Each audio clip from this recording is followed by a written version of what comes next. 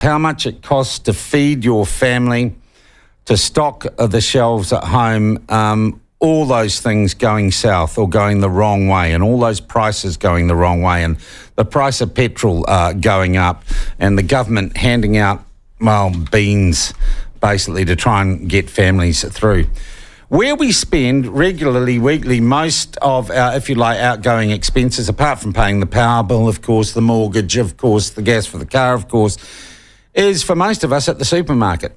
Buying the stuff that we use to sustain us by way of food, that we use to clean our homes, to keep them and ourselves in good working order. It comes off a supermarket shelf somewhere, and those supermarkets full of all sorts of goods, all sorts of products that are useful in everyday life. There is an organisation that represents the people that supply the supermarkets and keep the supermarkets going. It's called the Food and Grocery Council of New Zealand. And the head of the Food and Grocery Council, she's been here for some time, is former National MP and politician, Katherine Rich. Katherine, lovely to have you in the studio with us. Great to be here, thank you. Tough time. Look, have I got the membership right? You represent the people who put the stuff on the shelf in the supermarkets, who sell the stuff to the supermarkets to put on their shelves. That's right. The suppliers, the farmers, the growers, the people who make the products all bring them into New Zealand. I've been lucky enough to do a couple of your conferences and chair them and MC them for you. It's an incredibly diverse group of people from all over the country in all sorts of different production sectors. That's right. Our association covers about 30,000 different products, so it's food, beverage and non-food. So everything from butter through to toilet paper, coffee, everything. So that's why I end up talking about a wide range of topics. But for a small association, we really cover a broad range. You do. You cover a lot of ground.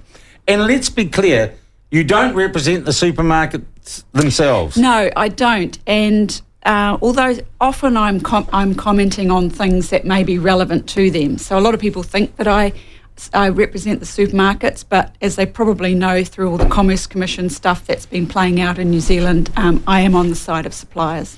All right. Are suppliers happy with our duopoly supermarket sector? I have a mix within the membership. We've got some members who like having only two customers because it's easy. You just send to two customers. But most are unhappy because when you have a duopoly, it means that power can result in abuse, so that you would agree to prices that you wouldn't agree, or terms you wouldn't agree to if there was a freer market. So margins have creeped up over the last 20 years. Suppliers are getting less of the pie, pardon the pun, but I think this is what's been discussed by the Commerce Commission just recently, the treatment of suppliers, and that's why we're going for a grocery code of conduct. Okay, so I just want to make it clear and drill it down. So it's not just me as the consumer who might feel disquiet or discomfort or even maybe a little bit of anger to the duopoly, what is effectively a duopoly in supermarkets in New Zealand. It is also the suppliers whose stuff I'm buying off the shelves have some disquiet about that too. That's right. There's a binary system, and quite often the supermarkets will say, here are the terms, like it or lump it, sign it, don't sign it. I think people, many don't understand that New Zealand has a unique market structure in the world where only two players have well over 80% of the market share. And that means they can charge higher prices, enjoy higher profits, and they can do things that you wouldn't get away with in a normal freer market. Let's go there. Let's talk about that. And I'm friends with people who are members of yours and stuff, and they talk to me about signing contracts where they pay for the shelf space that their products sit on. I'm sorry, contracts that to me seem to be utterly crazy. Most contracts are one way, and you're absolutely right. If you think of every single cost that a supermarket might face, over the last 20 years, they've very successfully put those costs back on suppliers. So the cost of putting the product on the shelf, whether or not there's theft in the store, often the supplier will pay for. The costs of all promotions, the costs of all discounts. So if you ever do get a special in store, the supplier will be paying for that, not the retailer. So almost every single cost. And the latest one, which I think is just a step too far, Some stores are saying, I'd like you to make it, to suppliers, I'd like you to make an investment into my wages account, into the store. No. I'm not kidding you. You are kidding me. I'm not kidding. So supermarkets are buying the goods to put on their shelves. They're charging the supplier for the promotion, for any discount, in some cases for the right shelf placement. And now they're saying, could you pay or contribute to our staff's wages as well? Correct. And this is why over the last 20 years, the risks, the costs, suppliers are in a position under this duopoly which just would never happen anywhere else. Take the UK, for example. There are 10 to 13 different retailers to make up the 80% share. In countries like Ireland and Denmark, similar to New Zealand, you have between 5 and 7 different retailers. Here you have 2. And what they've done is they've invested in vertically integrating their business. So they're buying the fisheries, they're buying the trucking companies, they're buying every single part of that supply chain, so that means that power expands. And that's why it's not just the duopoly premium for prices for consumers. I'm not saying it's only the duopoly premium, but it's a big chunk of why consumers are paying more than they should. What is to stop? I mean, given this, I'm sorry, horrific picture this really unfair picture that you paint for the suppliers, that of course, the person in the street ends up getting stiffed for it in the end, one way or another. How come there isn't more competition in the New Zealand supermarket sector? Why aren't there more players? Well, for a long time, other competitors like the Aldi's and others said, it's hard to come to New Zealand because it's hard to get sites. The supermarkets, and this was exposed during the Commerce Commission process, have done a very good job at banking land and also putting in exclusive covenants into lease agreements up and down the country. Hang on. I can't understand. You buy a spot, you build a supermarket on it. How can you have a say on who builds anywhere else on anyone else's land? Well, quite often the supermarkets have bought land elsewhere. They may only own it for a brief period of time. They put a covenant on it, which means any future owners can do anything they like on the land apart from having a supermarket. But the malls are... what was happening in some of the lease agreements up and down the country has been a dirty secret, in my view, because if you lease your property to a supermarket, they will say, if I lease your site, then you're not to have a butcher, a baker, a pharmacy, a florist, or anybody who sells anything that I might have in my store. So that's why you get some shopping malls which have a supermarket, and all the stores that you and I grew up with, all the greengrocers and the pharmacies have all gone. Okay, so that's... Well, if it's legal, it's legal. Should it be legal? Well, quite often those who aspire to free market principles will say, isn't this the market? Now, no, it isn't, because markets can sometimes distill down to showing a complete distortion. And what we have here is a duopoly. That's not a normal way for the free market to operate. And that's why the Commission's gone in and starting to talk about market structures, what we can do to introduce competition. I mean, a good example of that is our wholesale market in New Zealand, which is completely and utterly broken. If you're ever in a New World or a Pack and Save, you might see people with incredibly large trolleys. Chances are they're a dairy or another store buying their stock because they cannot get decent wholesale. If you buy through a wholesaler like Trent's or Gilmore's, it'll cost you more than shopping in the Pack and Save. Why is that? Because the current duopoly owns them all. So the wholesale market... What about Moore Wilson's? Moore Wilson's is a great store, but it's a fringe competitor, as is Farrow. So if you're looking at all the ownership of supermarkets up and down the country, about 95% are held by Woolworths or Foodstuffs, and the rest are small operators that, do great work, but it's not enough to change the game. Okay, let's go through how we break this duopoly. So the land banking thing and the covenants on land thing, has that now been dealt with, or will that be dealt with? Well, it was a surprise announcement from the budget, and I think the Labor government's come up with an elegant solution. They're going to ban land covenants. Yeah. They're going to prohibit exclusive clauses in contracts which says if you lease to me, you can't lease to anybody else who remotely sells anything that I sell. So that'll make a difference. That should free up sites in every shopping mall up and down the country, so an Aldi could come in if they so wish. Okay. Or a Costco, I don't know, some kind of smaller format could do that. Yeah. There needs to be an investment in a wholesale operation for independent retailers, so the Night and Days and others can get stock at a competitive price, because they're never going to be competitive in the current situation. That's why your dairies are so expensive, because they're buying their stock from the supermarket like the rest of us. Yeah. All right.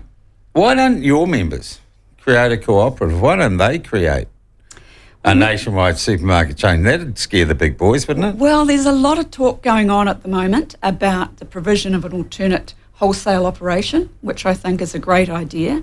There are lots of conversations being had, nothing concrete yet. Look, I don't think we need to go as far as a government-owned wholesaler, which has been mooted by some. But, people were very negative about the Commerce Commission's report, but actually it was pretty robust. They were never going to say smash up the supermarkets immediately. It took 10 years before telecom was separated, for example. But a lot's in train that I think will make a difference. There's been a lot of the dirty secrets of the behind-the-scenes kind of stuff has been exposed, so I think that will change behaviour as well. There's a long way to go for suppliers and consumers to get a better deal. Is there a big overseas operator that is looking at New Zealand to come in if we have a more competitive market? I am aware of some global conversations because, New Zealand is so unique. The rest of the world has noticed, and I've had discussions with Tesco's and Sainsbury's and others around the globe, and they just look at New Zealand and go, well, wow, how did that happen? How did New Zealand ever let a duopoly to embed? And they look at grocery prices. I mean, compare New Zealand to the US. The US is about 30% cheaper than New Zealand. Yeah. Europe, UK, competition will bring prices down. Another entrant to the market to watch, Sean, is the Warehouse. Now, they're going in and offering old school specials like the $4 butter and the $3 milk. They're shaking things up, but there's a long way to go before their 90 stores are serious competition. All right, but you see them as perhaps if there is more room for competition, they're sitting there right now in country, they could be a first mover in real competition in the supermarket sector. Yes, and I think the Warehouse did get involved in the whole Commerce Commission process simply to give themselves air cover, because if you remember, they came in 2006, 2008 with their supermarket offerings. What did the duopoly do? They both Foodstuffs and Woolworths went in, bought up their shares and blocked their project to roll out supermarkets. So that's not going to happen. Unfortunately, some new buds of competition like the Honest Grocer and others have recently failed. But I think independent retailers like Soupy, My Food Bag, Night and Day and others, if you get a decent wholesaler that's independent with competitive prices, that should allow them to flourish. And if you've got certain marketing things like My Food Bag, someone to smile. Oh, I don't want to go Simon Henry. Really interesting discussion here, and there has been a fair bit of death and destruction in the program. We're talking to Katherine Rich from the Food and Grocery Council. No, they don't represent the supermarkets and the duopoly. They represent the thousands of people who make the stuff that you buy at the supermarket and run the logistics for the supermarkets and everything else. And Katherine's just given us an amazing primer on how we might break the duopoly that sees New Zealand supermarket prices so high. But I want to move on, Katherine. People are talking about the cost of living crisis. There are issues literally globally that are causing problems. The war in Ukraine is causing a shortage in the supply of grain. The war in Ukraine is causing an energy price crisis and supply chain from COVID and everything else. We're in a right mess, aren't we? We are, and you can't underestimate the impact of the Ukraine what's going on there at the moment. In terms of food production, about 12% of the world's traded calories come from the Ukraine and Russia. No. I'm not kidding. Ukraine makes about 70 grows 75% of sunflower oil. Wheat, barley, maize, Russia and the Ukraine are both gardens for commodities. So if you're looking at things like bread, many grocery products that use oils, there has been a massive spike in all of those ingredients. So while we've talked about supermarkets just before, every single ingredient is under pressure in terms of price. So we're going to see huge cost pressures for quite some time. You said The Economist had some pretty scary headline or something? Well, the Economist is predicting what they refer to as a food catastrophe, because when you have so much of the world dependent on the Ukraine and Russia's production, plus a lot of other countries like India and Indonesia and others putting in place export bans because they're worried about food security, that means that there is a stumble in global trade. So if you're looking at New Zealand's position at the bottom of the world, one of the other problems we have, of course, is freight and logistics into this country. And if you compare costs of bringing products to New Zealand, say 2 years ago, there has been nearly a 700% increase in the cost of bringing products to New Zealand. So it's not just logistics and ingredients, but things like packaging as well. So suppliers are under immense pressure, and that's why you've seen some of them put through price increases, because it's about survival. But Katherine, I'll tell you what the average New Zealander in the street says. Why am I paying X for a block of cheese? And I don't know, because I'm not that domestic. Yeah. But we grow that here. There's no supply chain issue here. We got plenty of food. We can feed ourselves. Why the hell are we getting stung at the supermarket when we're not part of that, or you wouldn't presume we are part of that global supply chain issue? Well, so many food prices are actually linked to what's going on globally, and dairy is the same. And, in order to be able to feed the world for the next few years or so, there are significant costs that will be passed through. But I can say that, suppliers, before they pass through a cost, some get with the duopoly, some within my membership hadn't had price increases for 5 to 7 years. But when you're looking at, do I bring it in or not bring it in, sometimes you have to pass that on. And I think it's going to be really challenging. And I can understand consumers looking at the prices of things and going, wow, because in some cases things have gone up 25%. Now, toilet paper's the poster child for COVID preparedness, has been a really interesting product. Prices of that have gone up, but also it's been a factor of the duopoly as well. We used to have 4 suppliers into New Zealand. 2 of them just gave up because they couldn't make it work with the 2 teams of Woolworths and Foodstuffs, and what was left was not enough production to be able to supply New Zealand. So we had an issue of, we're going to face a supply issue with some of our products as well. Wow. And also the price of gas. And energy, wages. And you got to move stuff, everything that ends up in your supermarket's been driven there in a truck. Those costs go up too, and those cannot be absorbed forever by the supermarkets or the suppliers, can they? And, we've got families up and down New Zealand who are struggling and thinking I'm paying more of a proportion of my wages on food. But until the weather settles down, the war in Ukraine is fixed in one way or another, the logistics meltdown in the Northern Hemisphere is repaired, and we get more sailings back to New Zealand, because we've had lots of cancellations. They've looked at New Zealand and gone, well, that's a funny little country, I'm going to cancel my sailing down there. It's going to be some years before we get back to normality, if in fact we do. Okay. I don't want to be a prophet of doom, but No, I get you. I get you. Also, I'm wondering this, and slightly random question that you probably haven't prepped for.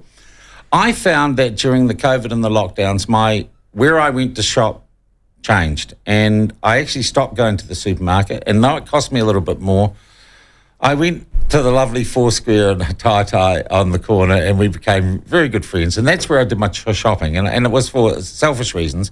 I knew a far more limited number of people went into that Foursquare. I knew I could go in there more quickly, and it had the basics of everything that I would need. So I felt there was lower risk for me shopping at a smaller community thing.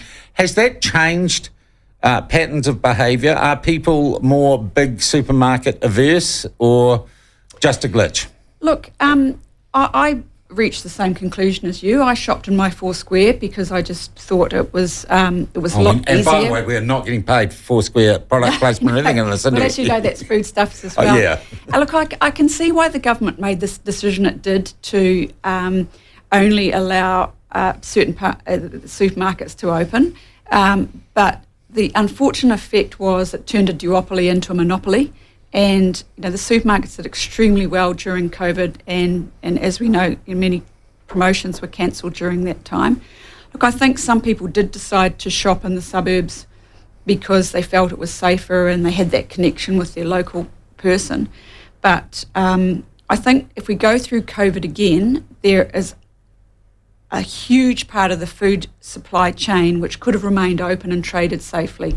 The butchers, the greengrocers and others. There was immense food waste during that COVID period because not everything sold through a supermarket. And the government wasn't prepared to listen to groups like yours when you tried to lobby them on those very issues? There was one time that I'd admit to being very poorly behaved because it just made no sense for the butchers not to be open. Butchers take over half the pork in this country. Tell me about the bad behaviour. I'm fascinated now. Well, I did. I eventually had to tell some officials about the predicted mass slaughter of pigs if they didn't leave. That's right. Let the butcheries open, because not all pork goes through supermarkets. Yeah. And it's a terrible story. But at one point, we were talking to farmers who were crying and saying, look, I've got thousands and thousands of pigs with nowhere to go. I'm going to have to shoot them and put them down a hole. Now, and at a time when we're talking about food waste and people not being able to be fed, that amount of food wastage was unforgivable in my view. That didn't happen because MPI stepped in. But there was a smarter way of doing it. And I think we could have had a lot more of the food industry, in fact, a lot more of the economy open and trading safely. Katherine, finally, practical advice. I'm Joe or Jane Doe in the street, consumer of groceries. What can I do? What's my little act of defiance to try and minimise the impact of the cost of living crisis and help break the evil duopoly? What do I do as a consumer? I would say go walk into your local warehouse and have a look at some of the specials they're offering, because, and support them. They're just in that new infant stage, but they are working hard to provide competition. And I think do shop around. Think like my grandmother used to think, and start looking at those specials and taking more of an active. When we're all taking an active view. I don't do any of the special stuff they do. Go and You have a look card? at what No, the warehouse I don't. is doing. Have a look at any new buds of competition, and perhaps put in a submission into the select committee this week about getting rid of that land banking and lease blocking, because that will mean more sites for other independents to come in. Katherine, lovely to have you on the platform. Thanks for coming into the studio this morning. There you go. That's how you break the duopoly. But there is a storm coming, folks, and it'll hit you in the pocket at the supermarket.